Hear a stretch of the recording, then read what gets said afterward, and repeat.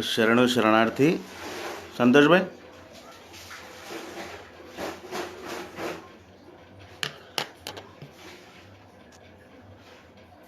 आ रही है आवाज़?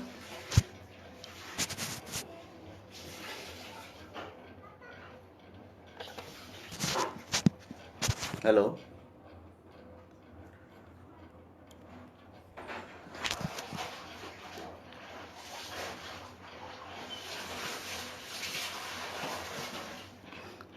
संतोष भाई, संतोष कंगले जी, कृपया कोई मुझे देख पा रहे हैं?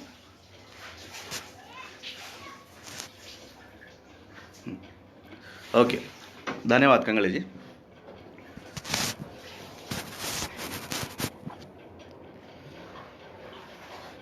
ओम श्री गुरु बसवलिंगाय नमः।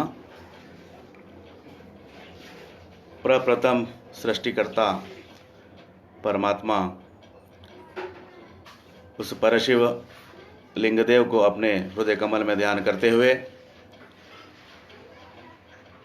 लिंगायत धर्म संस्थापक, दलितोद्धारक, स्त्री कुलोद्धारक अप्पा गुरु बसवण्णा जी को अपने हृदय मंदिर में स्मरण करते हुए साथ ही साथ हमारे भूतकाल से लेकर अतीत के जितने भी जंगमगण हैं 12वीं शताब्दी के बाद में, उन सभी को मैं स्मरण करना चाहूँगा। कल्याण क्रांति के बाद में येडियूर सिद्धलिंगेश्वर जी, जिन्होंने धर्म को पुनरुद्धार किया। उसके बाद में 16वीं शताब्दी में मनमंत स्वामी जी ने इस धर्म को आगे बढ़ाया तथा अभी वर्तमान में जितने भी विश्व में जंगमगण हैं, अभी सबसे वरिष्ठ अहमदपुर के शिवलिंग शिवाचार्य जी महाराज तथा बसवधर्म पीठ से पूज्य डॉक्टर गंगा माता जी, भालकी हिरेमठ संस्थान से पूज्य डॉक्टर बसवलिंग पट्टदेवरु जी एवं हम सभी युवाओं के प्रणेता स्नेह स्वभावी पूज्य कोरनेश्वर स्वामी जी एवं इस अद्भुत कार्यक्रम के आयोजक ई अनुभव मंडप के द्वारा हमारे पूज्य आदरणीय डॉक्टर महादेव जोकारे जी, इंजीनियर विजय शेटे सर जी तथा इस कार्यक्रम को देखने वाले सभी दर्शकगण, आप सभी को मेरे अंतःकरण से शरणु शरणार्थी। साथियों, जैसा कि मुझे विषय दिया गया है, जेडारा दासी मैया शरण दंपति दुग्गले एवं दासी मैया जी के बारे में व्याख्यान करने का जो मुझे मौका दिया गया है, इनके हम जीवन को अगर देखें, पढ़े, समझे तो बहुत ही ये आदर्शपूर्व उनका जीवन व्यतीत हुआ है। साथ ही साथ मैंने उनके कुछ वचन चुने हैं जिनके शीर्षक इस प्रकार हैं। मनोबल एवं धैर्य बढ़ाने वाले वचन हैं उनके। दाम्पत्य जीवन में कैसे सामरस्य से जीवन व्यतीत करें एवं कैसे दाम्पत्य जीवन को एक आदर्शप्राय जीवन हम बना सके, ऐसे उनके वचन हैं। एवं शरणों के वचन एक कैसे एक महत्वता हमारे जीवन में रखती है, ऐसे भी उनके वचन हैं।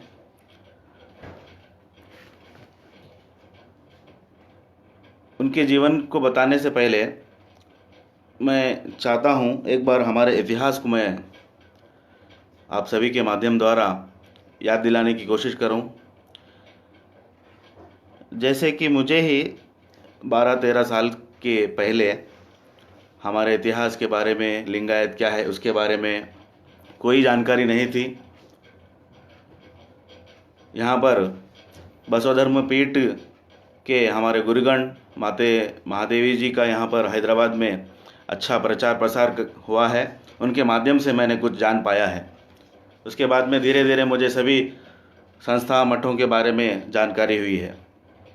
तो मैं एक बार दासी मैया जी के चरित्र से पहले एक बार 12वीं शताब्दी के हमारे शरण आंदोलन के ऊपर थोड़ा प्रकाश डालना चाहूँगा, जिसके द्वारा जैसे मुझे ज्ञान नहीं था, इस माध्यम से सभी को थोड़ी जानकारी प्राप्त हो। साथियों, लिंगायत, हमें सिर्फ ये जानना है कि लिंगायत क्यों कहा जाता है, हम लोग इष्टलिंग क्यों पहनते हैं, कल्याण की क्रांति क्यों हुई, बसवण्णा जी एवं सभी शरण साथियों का नरसंहार क्यों हुआ, आखिर क्यों ये सब हुआ, इस बारे में अगर हम अपने मन में प्रश्न डालेंगे, इस बारे में अपने घर में पूछेंगे, बड़े जनों से या गुरुजनों से पूछेंगे, तो अवश्य हमें अपने इतिहास की जानकारी होगी। क्योंकि बाबा साहेब का कहना है, बाबा साहेब भीमराव अंबेडकर जी का, जिसे अपने इतिहास की जानकारी नहीं, वह अपना भविष्य क्या बनाएगा। तो मेरा मानना है कि पहले अपने स्वयं को, अपने इतिहास की जानकारी होना अति आवश्यक है, क्योंकि जानकारी न होने से हम राह भटक सकते हैं, जिससे हमारे पूर्वजों का किया हुआ आंदोलन, उनका त्याग बलिदान की कोई मोल नहीं रहेगा। तो हमें इन सब बातों को ध्यान में रखकर आगे बढ़ना है। अभी जेडारा दासी मैया जी के बारे में, जेडारा मतलब बुनकर, जिनका वह जो उनका वृत्ति धर्म था, बुनकर, जुलाहा, कपड़ा बनाने वाले, जिनको यहाँ पर तेलंगाना आंध्र राज्य में पद्मशाली समाज के नाम से भी जाना जाता है। तो ऐसे समाज से, बुनकर समाज से, पद्मशाली समाज से ऐसे शरण सामने आए, संत बने, विश्व को एक वचनकार बने। हाँ, तो खेद चाहता हूँ, एक कॉल आया था सर का, महादेव सर का। हाँ, तो दासी मैया जी के बारे में जो मैंने कहा, एक ऐसे समाज से वह आए, बहुत ही बड़ा कीर्तिमान उन्होंने स्थापित किया, समाज को एक सच्ची सदाचार वाली उन्होंने सोच, मार्ग दिखाया। उनके बारे में कहा जाए तो उनका जन्म सुरपुर तालुका के मदनूर गांव, जो कि कलबुर्गी कर्नाटक में है, वहाँ उनका जन्म हुआ। उनके माता का नाम शंकरी, पिता का नाम कामया था। दासी मैया जी का उस काल में जन्म हुआ जब 1050 ईस्वी, यानी आज से 900-950 साल पहले, कहा जाता है कि बसवण्णा जी के पूर्व में उनका जन्म हुआ। 1050 ईस्वी, जब कल्याण के चालुक्य शासक जयसिम्हा द्वितीय का राज था उस ज़माने में। दासी मैया जी द्वारा प्रदर्शित भक्ति आचरण बहुत ही अनुकरणीय था। बाद में जैसे जैसे वह बड़े होते गए, आध्यात्म चिंतन के लिए वह श्रीशैल गए। श्रीशैल यानी आंध्र में श्रीशैलम जो मंदिर होता है, वहाँ श्रीशैल पर्वत, वहाँ गए। वहाँ उन्होंने आध्यात्म का चिंतन मंथन एवं ध्यान के द्वारा वहाँ कुछ समय बिताते हुए, जब वो ध्यान में थे तो उनको ऐसा दृष्टांत हुआ, ऐसा ऐसी अंतरात्मा में एक उनको आवाज़ सुनाई दी कि हे दासी मैया, आप यहाँ ध्यान में एवं तपस्या में न रहते हुए समाज में जो विषमताएं हैं उनको दूर करने का प्रयास करें, एवं आपकी जो वृत्ति कायक है बुनाई का, उससे जो धन आपका अर्जित होता है उसे अपने एवं समाज कल्याण हेतु दासों में अपनी सेवा दे। इस उनको इन ऐसी वाणी से उनको बहुत प्रभाव हुआ। फिर वह इस परमात्मा के आशीर्वाद मानकर वह कुछ समय श्रीशैल में ही लिंगायत धर्म का प्रचार प्रसार किया। बाद में वह पुनः अपने मूल स्थान की ओर उन्होंने प्रस्थान किया। जाते जाते उनको मेदक जिला के पुद्दल केरी गांव, जो कि आज पटनचेरू के नाम से जाना जाता है, वहाँ उन्होंने चालुक्य राजा की पत्नी सुग्गवा जी को लिंग दीक्षा दी तथा वहाँ वैसे ही रास्ते में वो प्रचार प्रसार करते हुए आगे बढ़े। उनको वचनों का प्रथम वचनकार भी कहा जाता है तथा उनकी वचनों की शैली से बसवण्णा ही नहीं बल्कि अल्लम प्रभुदेव, सर्वज्ञ, बाकी सभी जो भी साथी शरण थे वह सभी बहुत ही प्रभावित थे। उनके वचनों में अभी तक 176 यानी 176 वचनों की अब तक उनकी खोज हो पाई है,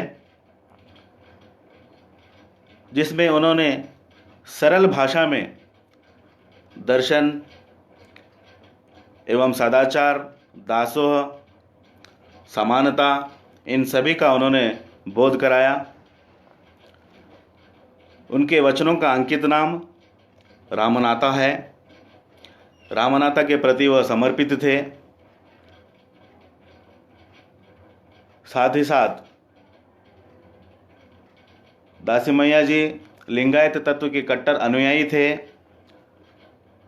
उन्होंने कलबुर्गी, बीजापुर वह स्थान में बहुत ही बड़े प्रमाण में धर्म का प्रचार प्रसार किया।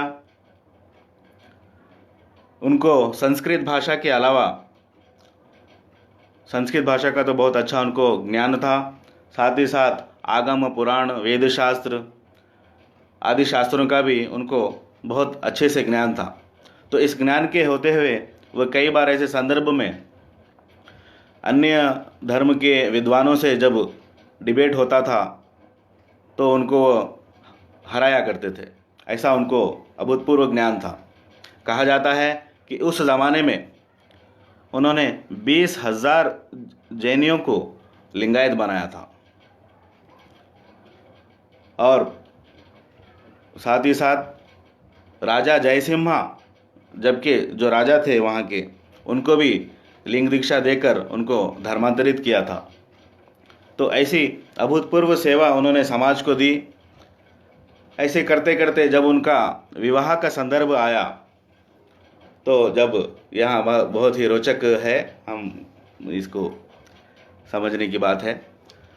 जब विवाह का संदर्भ आया, जब घर वालों ने विवाह का प्रस्ताव उनके सामने रखा, जब वह देखने गए लड़की को, उनके पत्नी दुग्गवा जी को, वहाँ जाने के बाद उनके समक्ष एक क्या कहते हैं, एक उनको कंडीशन रखा कि है ना, मैं उनसे विवाह करूँगा जो मुझे एक खीर बना कर दे।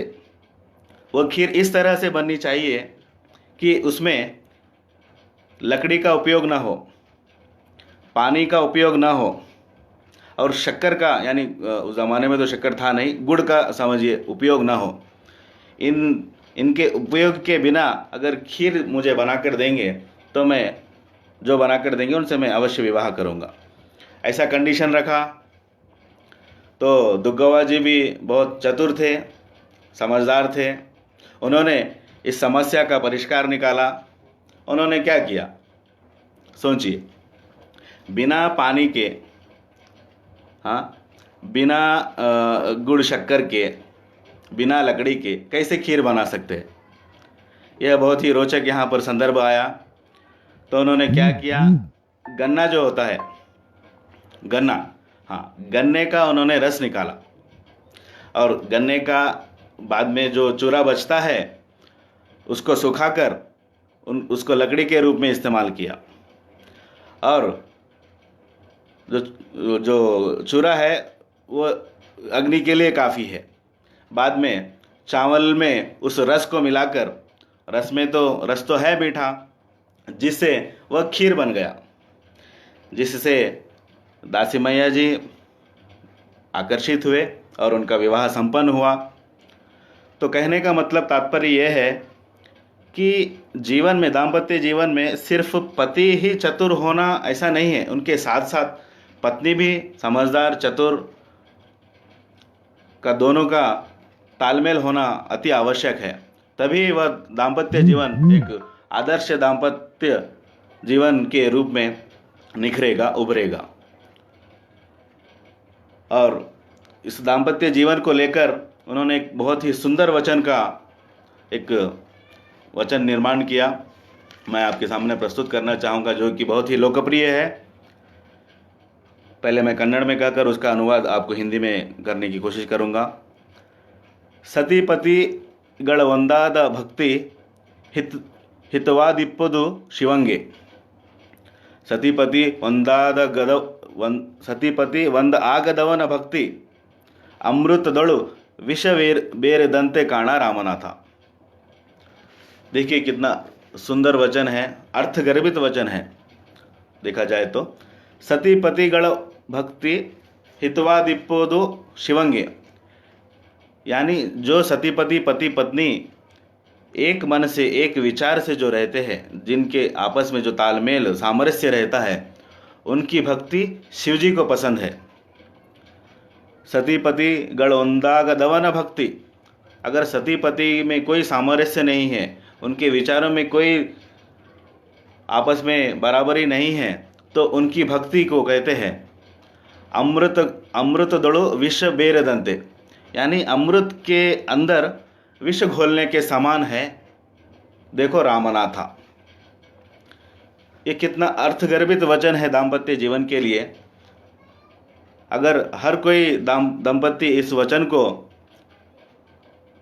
मैं समझता हूँ, हफ्ते में एक बार भी अगर स्मरण कर ले, तो अगर उनमें जो भी समानता नहीं है, विचारों में जो भी मतभेद है, वो एक हो जाएंगे और वह आगे बढ़कर एक आदर्श दंपति के रूप में प्रख्यात होंगे, ऐसी मेरी धारणा है। बिल्कुल यह बहुत ही अर्थगर्भित वचन है। अब आगे बढ़ते हुए एक छोटा सा एक दृष्टांत है, वो भी बहुत ही लोकप्रिय है। हुआ क्या था, दासी मैया जी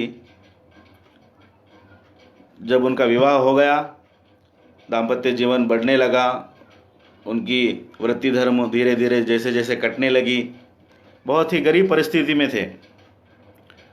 तो ऐसे काल में उन्होंने कपड़ा बनाकर, जो भी उनसे जो आय होता था, जो भी उनको मिलता था, ऐसा चलता गया। बाद में उन्होंने सोचा कि क्यों ना एक सुंदर, एक बड़ा सा कपड़ा बनाया जाए जिसका अच्छा सा मोल मिले और उससे अच्छे थोड़ी पैसे, जो भी उनको मुनाफा हो, उससे अच्छा होगा। ऐसा सोचकर उन्होंने एक सुंदर, बहुत ही कपड़ा बनाया, जिसके लिए उनको कहा जाता है 2 महीने तक समय लगा। एक बड़ा सा उन्होंने कपड़ा निर्माण किया और बनाने के बाद में जब वह मार्केट गए, तो उस सुंदर कपड़े को देखकर सब लोग यह सोचने लगे कि ये तो बहुत ही महंगा होगा। यह सोचकर बहुत से लोग उसका मोल भाव नहीं कर पाते थे। सुबह से दोपहर हुई, दोपहर से शाम हुई, सभी लोग देखना और ये समझना कि ये तो बहुत महंगा है, हम शायद इसको अफोर्ड नहीं कर सकते, ऐसा कहकर सब देखकर चले जाते थे। जैसे जैसे शाम हो गई, फिर उन्हें सोचा कि चलो अब कुछ तो हो नहीं रहा है, तो वह अपने घर की ओर जब प्रस्थान करने लगे तो रास्ते में एक वृद्ध आदमी बैठे हुए थे, शाम की सर्दी में ठिठुर रहे थे। उन्होंने दासी मैया जी को देखा, उनके हाथ में कपड़ा देखा और पूछने लगे, क्या आप मुझे वह कपड़ा दे सकते हैं? दासी मैया जी ने सोचा उनकी परिस्थिति को देखकर, ठीक है बोलकर निसंकोच उन्होंने कपड़ा उनको दे दिया। फिर वह बूढ़े आदमी जो वृद्ध थे, उन्होंने उस कपड़े को क्या किया, वह फाड़ने लगे। फाड़कर थोड़ा सा सर पर बांधने लगे, थोड़ा सा अपने बदन पर बांधने लगे, थोड़ा सा कपड़ा काट कर अपने कमर पर बांधने लगे। ऐसे वह कपड़े को फाड़ फाड़ कर, जिनको दासी मैया जी ने बनाने में 2 महीने लगाया था, उसको उस कपड़े को उन्होंने काट काट कर फाड़ कर मतलब अपने शरीर पर बांधने लगे। वह दूर ठहर कर सब देख रहे थे। देखते हुए उस वृद्ध आदमी ने भी उनको देख लिया। फिर उन्होंने पूछा कि आपको कोई आपत्ति है क्या? तो दासी मैया जी ने उत्तर दिया, नहीं नहीं, मुझे कोई आपत्ति नहीं, यह कपड़ा अभी आपका है, आप जो चाहे इसे कर सकते हैं। इसके बाद में उन्होंने सोचा क्यों ना इनको घर ले जाकर जलपान कराया जाए, उनको खाना खिलाया जाए उनकी। फिर उन्होंने उनको घर लेकर गए। घर लेकर जाने के बाद में घर में बिठाया, जाकर पत्नी को कहा कि हे दुर्गवा, यह वृद्ध मनुष्य है, भूखे हैं, इनको कुछ बनाकर खिलाइए। तो दुर्गवा जी ने उत्तर दिया कि हमारा पेट ही भरना अभी कठिन है, घर में अनाज की आपूर्ति नहीं है। ऐसा कहने पर कि फिर क्षमा चाहता हूँ,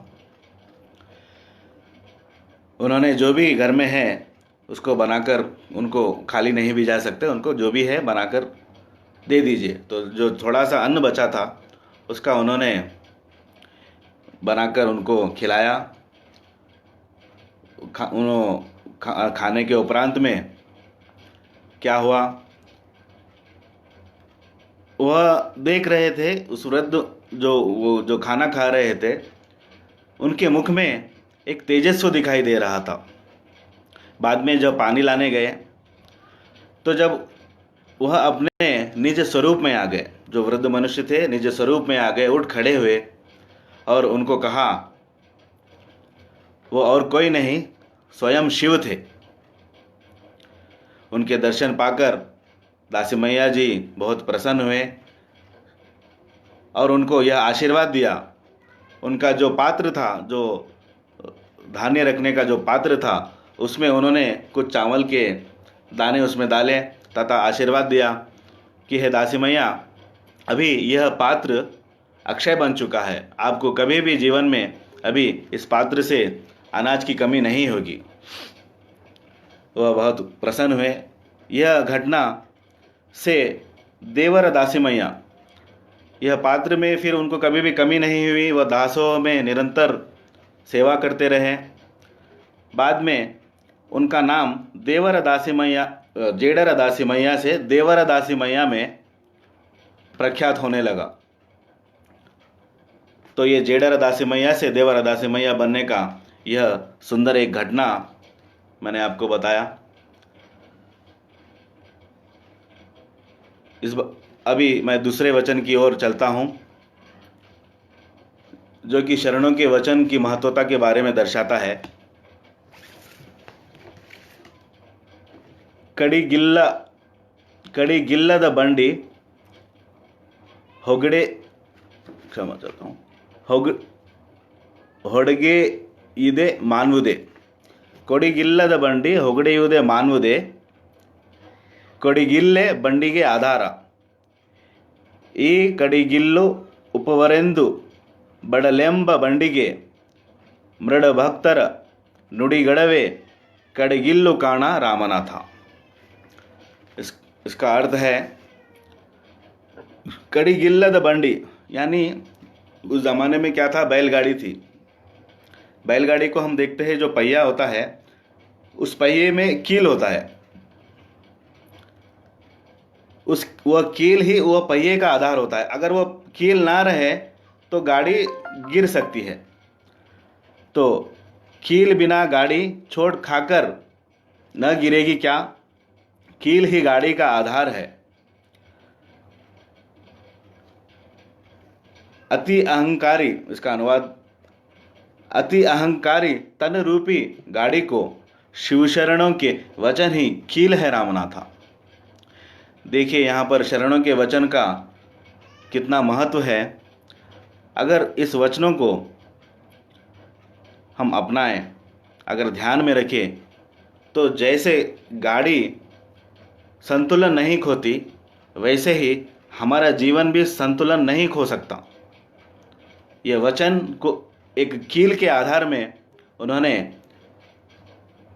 बताया, जो कि बहुत ही अर्थगर्भित वचन है, बहुत ही सोचने लायक है, आचरण करने के लिए बहुत ही अच्छा है। अभी मैंने उनके जीवन में जो कुछ मेरी जानकारी थी वहाँ तक मैंने आपको बताया। अभी तीसरे वचन की ओर चलते हैं। उससे पहले अभी की परिस्थिति जो है, विश्व में एक महामारी फैली हुई है, और यह वचन मैं समझता हूँ हम सभी का मनोबल बढ़ाएगा। अभी जैसे कोरोना महामारी पूरे विश्व में एक बहुत ही आंदोलन बढ़ाया है, सभी को अपने प्राणों की चिंता होने लगी है। इस दरमियान बहुत से उद्योग निरुद्योग हो चुके हैं, बहुत से रोज़गार वाले लोग बेरोज़गार हो चुके हैं। उनके लिए यह वचन मैं समझता हूँ बहुत ही सटीक बैठेगा। वचन मैं पढ़ने की आपके सामने कोशिश करता हूँ। हर तन्न भक्तर तिरुವಂತೆ ಮಾಡುವ ಬರದು ನೋಡುವ ಮಿಸುಣಿಯ ಚಿನ್ನದಂತೆ ಅರದು ನೋಡುವ ಚಂದನನಂತೆ ಅರದು ನೋಡುವ ಕಚ್ಚಿನ ಕೋಳಿನಂತೆ ಬೆದರದ ಬೆಚ್ಚದ ಇರ್ತಳೆ करी बित्तड़ी कोंबा नम्म रामनाथा। इसका अर्थ है, हर तन भक्तर तिरुವಂತೆ ಮಾಡುವ, यानी ईश्वर, अभी जो परिस्थिति है जो हम देखते हैं, बहुत से निरुद्योग होकर लोग, बहुत से बेरोजगार होकर लोग बहुत ही परेशान हैं, उनके लिए यह वचन एक धैर्य भरने वाला है। यह समय,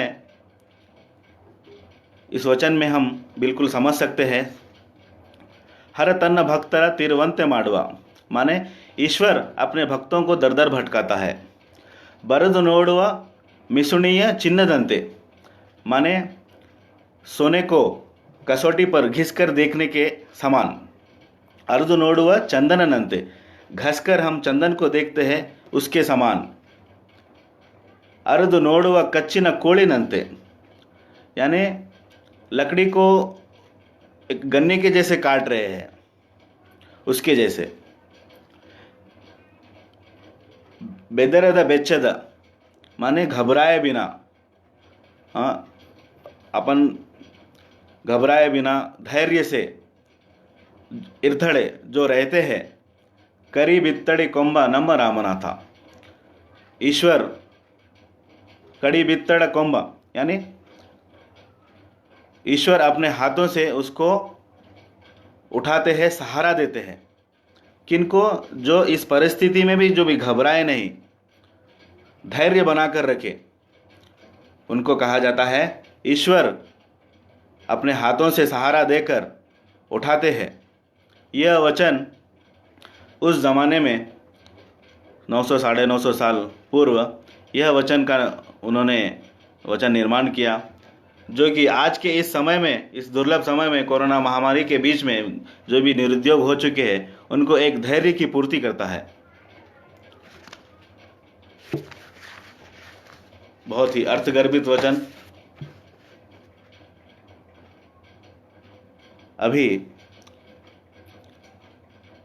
जो हम देखते हैं, शरणों का जो भी विचार है, बहुत ही आदर्शप्राय विचार है, क्रांतिकारी विचार है। आगे आगे मैं मानता हूँ शरणों के विचारों को जो भी अपनाएगा वह, मैं समझता हूँ, समाज में एक संत के रूप में माना जाएगा। क्योंकि शरणों का बोध यही था, कल्याण की क्रांति से लेकर, बसवादी शरणों से लेकर समाज में जो भी विषमताएं हैं उनको दूर करना तथा समाज में सहोदरचारा, भाईचारा, समानता, दया भाव, दासोह वृत्ति, इन सभी का उन्होंने ज्ञान कराते हुए अपने जीवन को व्यतीत कर कर समाज में एक आदर्श जीवन बिताने का जो मार्ग हमको शरणों ने दिखाया है, हम बहुत ही सौभाग्यशाली है, क्योंकि वह हमारे पूर्वज है। लिंगायत सिर्फ यह एकमात्र नाम नहीं है, यह एक बहुत बड़ी क्रांति है, आंदोलन है। समाज के विषमताओं को दूर करके उनको सही मार्ग में ले जाने का भक्ति मार्ग के द्वारा यह बहुत ही सुंदर मार्ग है। अभी जैसा कि मुझे इस सुंदर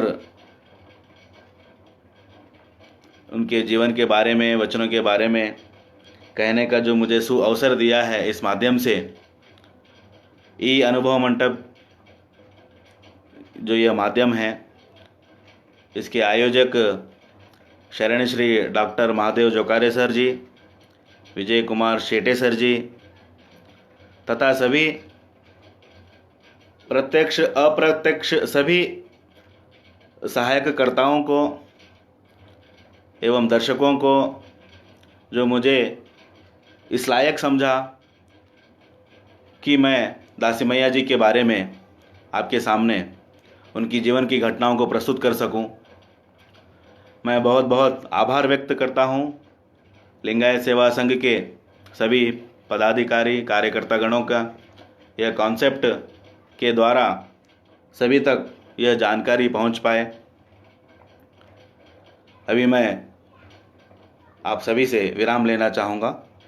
शरणु शरणार्थी। जय बसवा, जय भारत।